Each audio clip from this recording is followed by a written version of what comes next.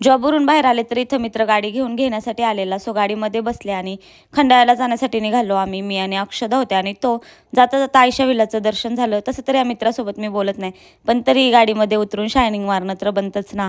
आणि मग पुढे गेलो तर आम्हाला हा कुकुडुकू दिसला.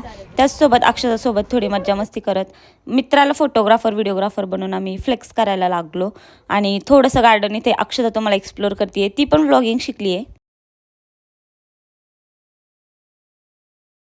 हाँ दे आई का अरे वाह एकच बार चले झाला तो दुसरा आला आई ग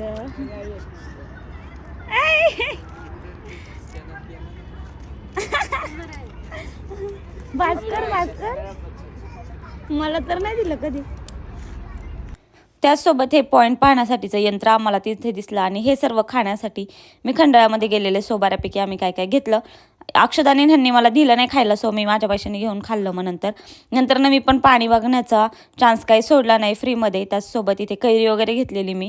ह्या मॅडमने मात्र मला काही दिलं नाही खायला, पण माझं खायला मात्र पुढे सो असं मिळून आम्ही दोघींनी खाल्लं. समोर जी 2 मुलं दिसतात त्यांची अख्खी पेरूची बॅग ह्या माकडाने खेचून घेतलेली.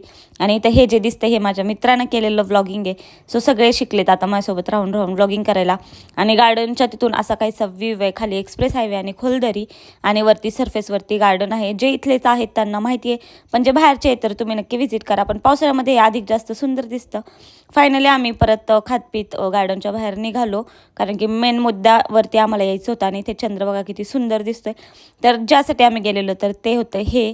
इथला गोळा मला प्रचंड आवडतो. सो हा गोळा खाण्यासाठी मी सारखी खंडाळ्यात जात असते. तिथं गेलो, मस्त रेड ऑरेंज गोळा घेतला आणि त्याच्यावरती ताव मारण्यासाठी रेडी आहे मी आणि अक्षदा. जो मित्र होता त्याला सर्दी होती, सो त्याला काय आम्ही गोळा घेऊन दिला नाही.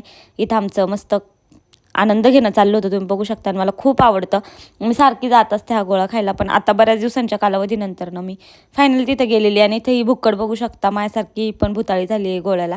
नंतर दोघींनी एकत्र बसून एका फ्रेममध्ये बसून एन्जॉय केला गोळ्याचा.